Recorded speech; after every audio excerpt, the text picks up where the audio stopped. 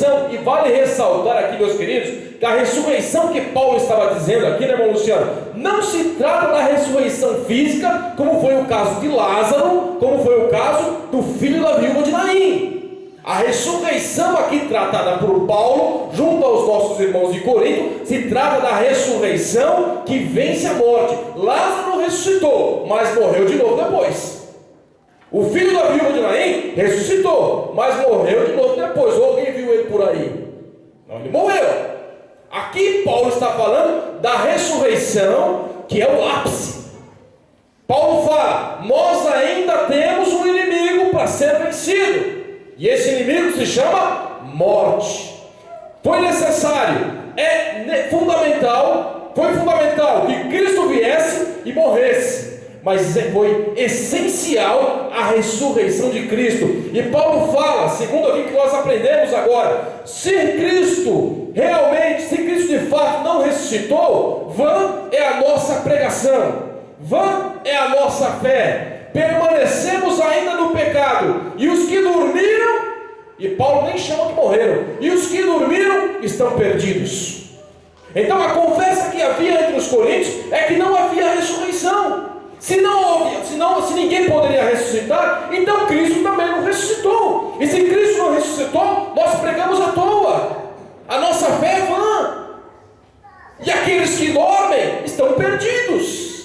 E Paulo traz esse ensinamento. Meu querido, foi necessário Cristo vir, fundamental vir, foi essencial ele morrer, e agora, meus queridos, com a sua ressurreição, Cristo nos mostra, e é o tipo do que acontecerá conosco um dia. Cristo, ele é a primícia da ressurreição. Cristo, ele ressuscitou, e com isso, ele nos mostra, meus queridos irmãos, que nós também ressuscitaremos. E Paulo nos escreve no capítulo de número 15, que fora lido, no versículo de número 44, que nós ressuscitaremos, já não mais num corpo carnal, agora num corpo espiritual. E o problema que havia na igreja de Corinto é que algumas pessoas perguntavam: como é que vamos ressuscitar? É nesse corpo, é outro corpo, é bonitinho, é perfumado? Meu querido, Paulo fala: não nos importa saber isso. O que importa é que morremos num corpo carnal, como foi aqui o lido, semeamos na ignomia, semeamos na falibilidade, semeamos na fragilidade, ressuscitaremos um corpo forte, ressuscitaremos um corpo glorioso, ressuscitaremos um corpo glorificado. E Paulo ainda nos fala: nem todos vão ressuscitar. Não é assim, né, Luciano? Nem todos vão ressuscitar, porque alguns não morrerão. E eu oro para que eu não experimente a ressurreição, e sim a transformação por Jesus Cristo nosso Senhor. No arrebatamento da igreja, quando aquele que descer com som, com a voz como som de trombeta, e aqueles que estão mortos, eles ressuscitarão primeiro, e nós que estamos vivos seremos transformados nesse momento da grande ressurreição, tendo Cristo como a primícia da ressurreição. Assim que ele morre, por 3 dias fica no túmulo, depois ressurge, a exemplo de Cristo.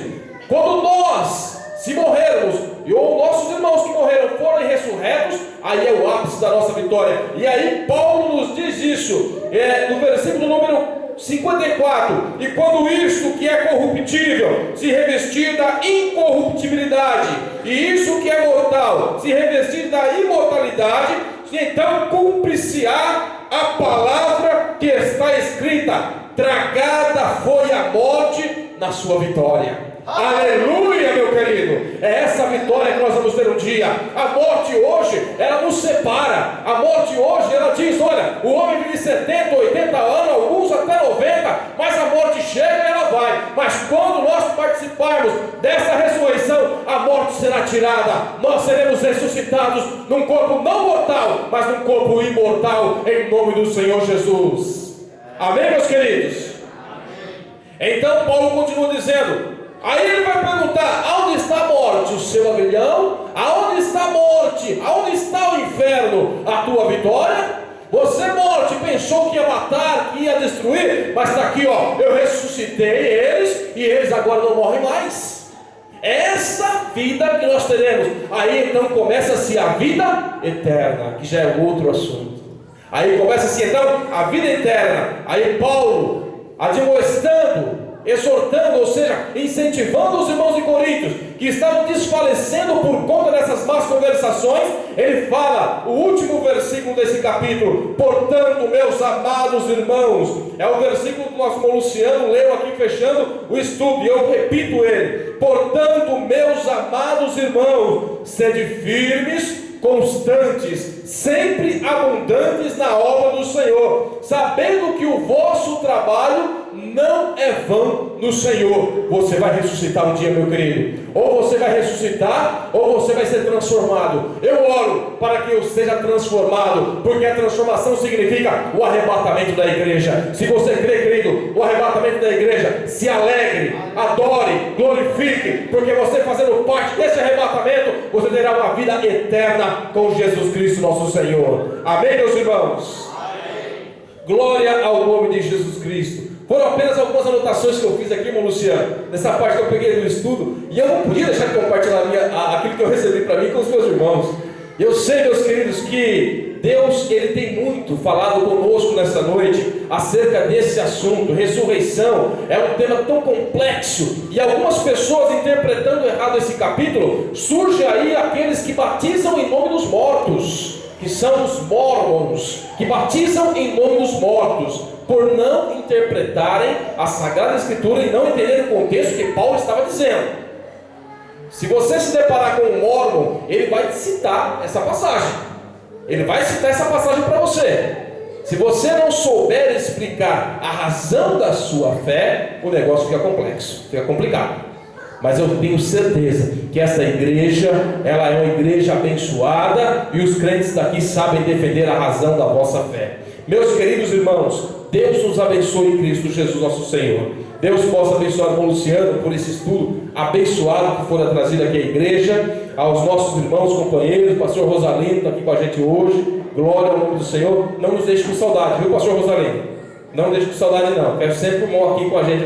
O irmão está pertinho aqui da gente, tá bom? Seja sempre com a gente aqui. Meus queridos e amados irmãos, que Deus possa nos abençoar, nos dar graça, que nessa noite, aquilo que aprendemos aqui, nós vamos guardar em nossos corações e ter convicção: eu vou ser ressuscitado algum dia, ou serei transformado. Das duas, uma. O que você não pode, meu querido, tem uma pergunta meio capciosa, né? Quando alguém pergunta assim para você, se Jesus viesse agora, quem ficaria feliz, né? Aí as pessoas falam, eu ficaria feliz, né? Mas na realidade nós não vamos ficar felizes, nós vamos subir felizes, né? Ou ressuscitado ou transformado. Nós vamos subir felizes, meus queridos irmãos.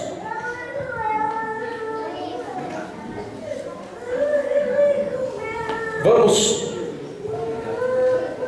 meus queridos irmãos, nós queremos ler aqui, ó, nosso irmão Edgar Donizete Suzy, a sua contribuição. Nós vamos orar nesse